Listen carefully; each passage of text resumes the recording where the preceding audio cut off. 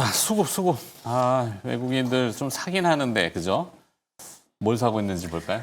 네, 오늘은 외국인과 기관의 양시장을 매수하고 있습니다. 다만 코스피 기준 장 초반 대비 힘은 조금 빠지고 있는 모습 확인되고 있는데요.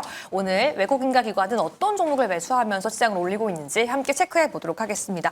이 시각 외국인의 매수 동향 보시면요. SK하이닉스와 삼성전자를 모두 매수하고 있고요. 그 외에는 삼성중공업, 삼성 SDI, 두산을 매수했고요. 카카오와 네이버처럼 AI 관련된 기업들 결과가 발표된 이후 오늘은 매도하고 있는 모습 확인되고 있습니다.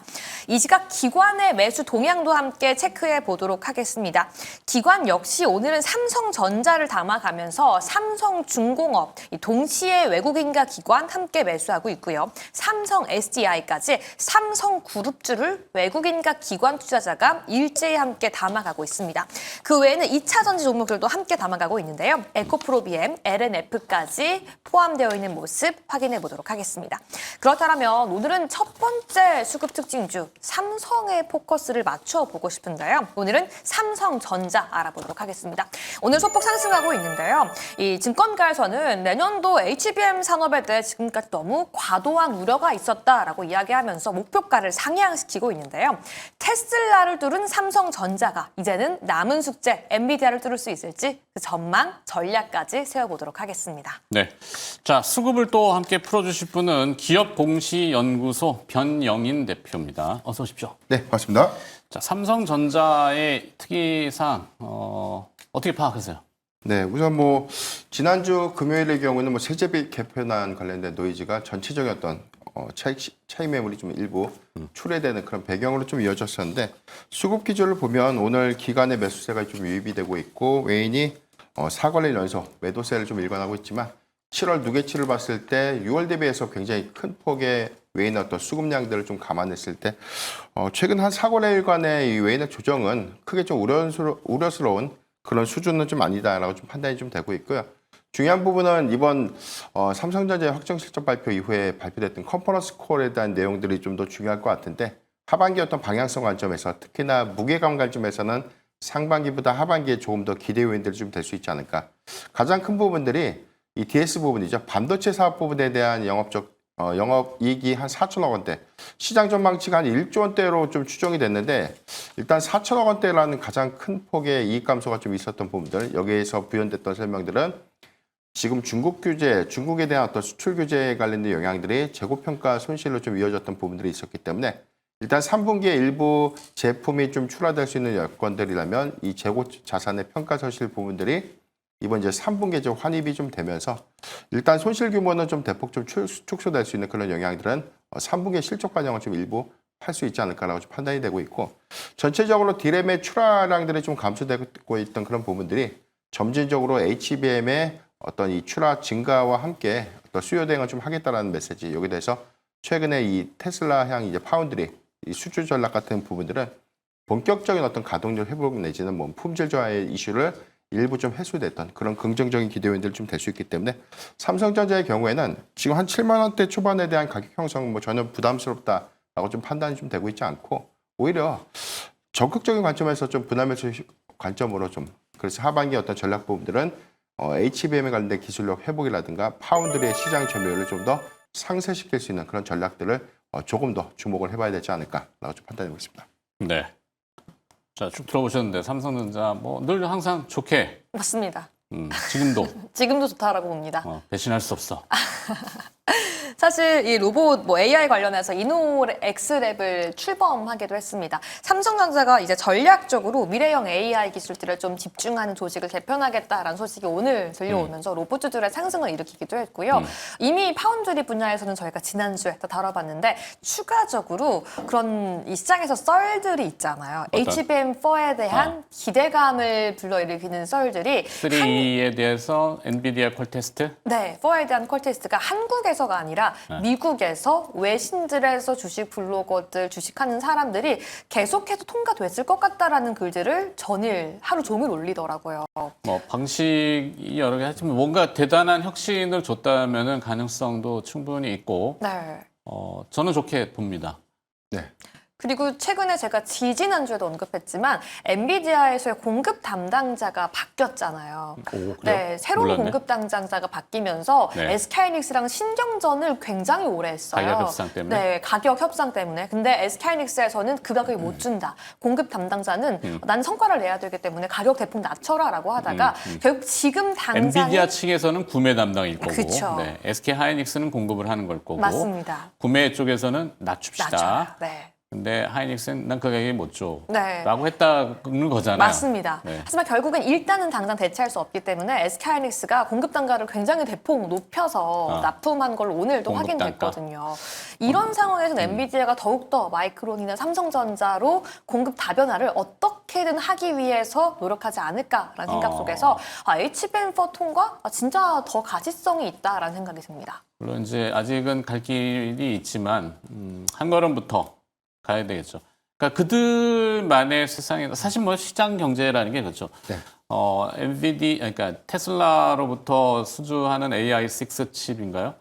또 이 TSMC 사실 물량이 거의 꽉 차가지고 네.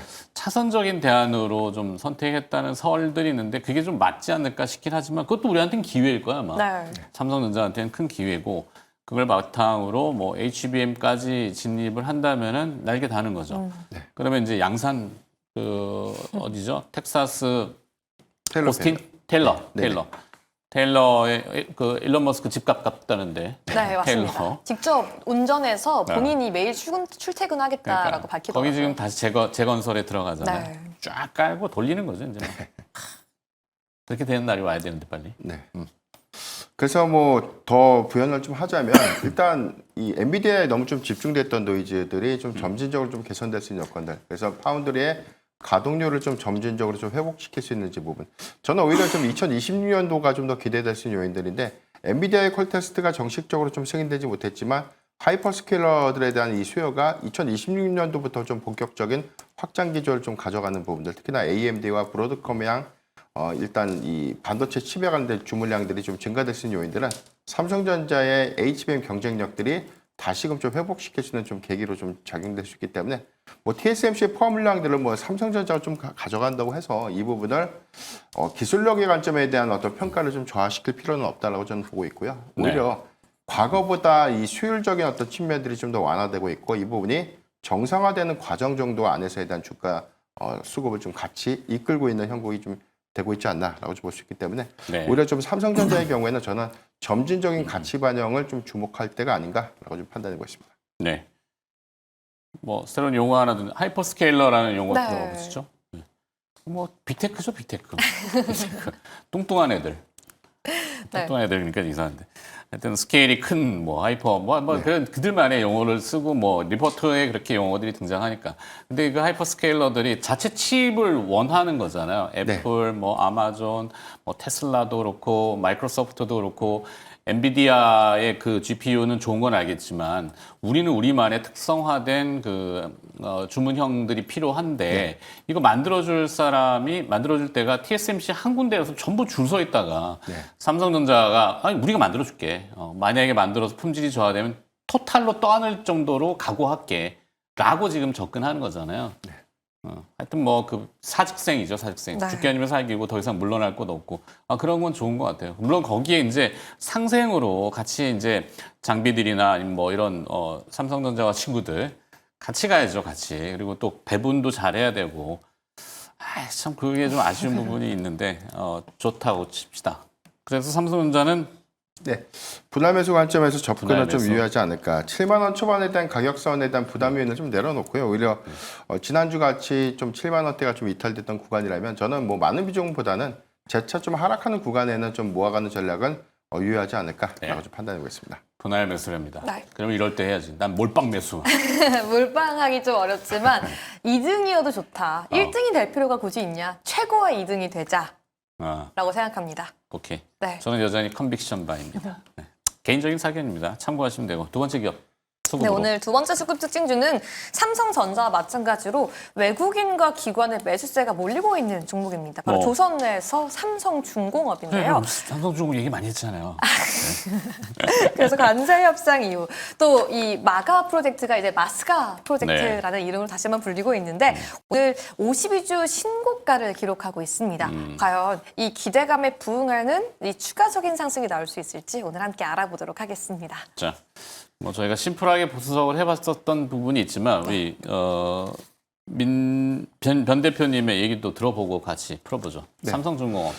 네, 일단 삼성중공업의 경우에는 좀 고가에 대한 부담이 재차 좀 부각이 좀 되고 있죠. 주가의 고가? 그렇죠. 조선업의 전체적인 어떤 수급 기조가 너무나 이제 기대감을 형성해서 좀 반영이 됐다라는 전망들이 나오고 있고 일부 종목들에 대한 재차 좀 고평가 논란들이 좀 부각되고 있는데 일단 저는 여기서 주가는 좀 다시 써내려가는 어떤 시작 구간이 좀 되지 않나라고 좀 개인적으로 좀 판단을 좀 하고 있습니다. 일단 오늘 52주 신고가에 대한 돌파가 좀 나왔는데 조선빅3의 전체적인 어떤 이 상승률들을 좀 감안했을 때 MRO라든가 미국의 이 조선소를 좀 보유하고 있는 뭐 하나오션 같은 그런 종목들에 대한 상승폭이 상대적으로 더 큰 폭의 수급이 좀 반영됐다라고 본다면 좀 삼성중공업의 경우에는 저는 사실 LNG에 관련된 이 수요 기대감들 이 부분이 저는 주가에 많이 좀 반영되지 못했다라고 아직까지 좀 판단이 좀 들고 있거든요. 이번 2분기 실적 기조에서도 이익 추정치가 상회됐던 부분들 여기서 컨센서스도 시장의 전망치보다 좀 대폭 상회했던 부분들.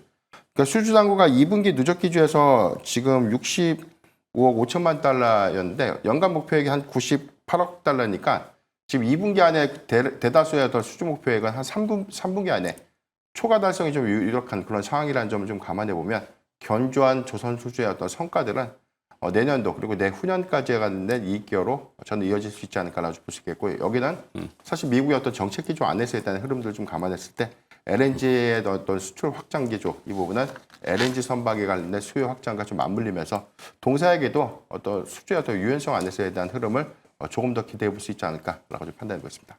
네. 어떻게 생각하세요? 저는 삼성중공업, 하나오션 둘 다 좋다고 봅니다. 저는 삼성중공업. FLNG에 대한 기술력으로 그 어떤 국가들보다 강력한 기술로 부각받을 수 있다라는 생각이 들고요. 하나오션 역시 필리조선소를 필리조선소. 통해서 MRO까지 수에 대한 기대감을 가져갈 수 있기 때문에 사실 뭐 저는 조선, 방산 최근 열심히 공부하고 있는데 그 어떤 나라들보다 좀 한국에 대한 좀 그 기술력에 대한 좀 자부심이 생기는 섹터인 것 같아요. 그 얘기했잖아요. 좀 얘기했잖아요. 자꾸 뭐 자랑이 아니라. 네. 조선은 블락블락으로 이게 붙이는 거잖아요. 이게 단위로. 왜냐하면 침수 물이 들어오면은 닫고 해야 되기 때문에 그 밸런스 균형도 맞춰야 되고 그래서 구획별로. 근데 그거를 붙이고 뭐 하는 데는 다 용접 기술이라는 게 손으로 다 이렇게 막 하는 것들이 많은데 네. 우리나라 손 기술이 좋단 말이니까. 미국은 그게 못 한다니까. 그리고 이제 삼성중공업 뭐 번외 얘기지만 이게 히스토리칼 역사적으로 보면 2007년도에 4만 원이 피크예요. 근데 2007년도 당시가 MB 정부 때 정경유착이 굉장히 심했단 말이에요. 근데 이게 뭐 잘 나가고 있을 때 정경유착이 좋은 의미가 아니라 나쁜 의미죠. 기업들이 그러니까 정치가 기업에서 자꾸 돈을 뜯어가니까 비자금 이게 세탁을 막 이상하게 만들고 그러니까 돈이 새 나가는 거지. 그거를 우리가 지금 상법 개정으로 감시를 잘 하겠다라고 잘 했어요. 거기까지는. 과거에는 그런 것들이 조금 막 획일적으로 그러면서 주주한테 배분이 안 되고 그러다 보면 주가 고꾸라지니까 또 대규모의 유상증자를 빵 때려갖고 이따시만하게 이게 뭐 이상한 방송 이상하고 그러는데 하여튼 그렇게 돼서 주가가 되게 무거웠거든요. 근데 삼성중공업이 하여튼 좀 저는 제 개인적으로는 이제 시작이 아닐까 싶은 생각이 있어요. 물론 주가가 이제 뭐 단기간에 좀 뭐 이렇게 어떻게 보느냐에 따라 다른 건데 저는 뭐 이거 옳은 거 아니다 생각입니다. 랍니다오. 네, 저의 생각으로. 네. 우리 대표님은 또 저도 뭐 앵커님 말씀에 좀 동의를 하고 있고요. 네. 일단 2만 원대가 크게 좀 상위가 좀 됐어야 되지 않았나라고 좀 생각하고 있는데 지금 단기적인 변곡이 한 2만 원 구간이기 때문에 일단 향후적인 어떤 수주 성과 그리고 미국 안에서도 지금 조선업 부분에 대한 재건을 위한 뭐 TF팀이 구성되고 있는 부분들. 그래서 이제 관세 협상 이후에 정책이 현실화가 되고 실질적으로 어떤 투자 집행이 이루어지고 이 부분에 관련된 수주 성과까지 입증이 좀 된다면 삼성중공업의 경우에는 추가적인 어떤 상승 여력은 좀 충분히 남아있지 않을까라고 좀 판단해 보기 때문에 저는 뭐 분할 매수 관점에서에 대한 접근은 재차 유효하다는 점 참고하면 좋을 것 같습니다. 네. 역시 또 분할 매수. 약간은 조금 보수적이신 것 같아요. 그죠? 그러니까 지금은 아직까지 이제 고가 부근에서에 대한 가격 형성을 좀 하고 있으니까 상승보다는 좀 하락하는 구간에서 모아가는 전략이 유효하다라고 좀 말씀드리겠습니다. 이론적으로는 그런데 사실 조정받으면 손이 안 나가고 올라가면 자꾸 따라가고 싶은 게 늘 사람 속성이기 때문에 분할 매수에 동의하십니까? 52주 신고가면 지금 사야 된다라고 생각합니다. 아, 역시 또 말려들었어. 네. 귀가 얇아요. 우리 김유정 아나운서. 저도 적극적인 매수에 동의하겠습니다. 이게 또 꼭 우리가 사라 팔아라는 아니고 의견이 다양할 수 있으니까 시장 전문가의 의견 그리고 또 약간 일반 시청자와 일반 투자자의 개념을 좀 넘는 그런 우리 김유정 아나운서 저는 이제 다 믹스해 놓은 막 이상한. 자, 이렇게 정리하도록 하고 수급 들여다봤고요. 마무리하도록 하겠습니다. 기업공시연구소의 변영인 대표와 김유정 아나운서가 함께 수고를 해주셨네요. 고맙습니다.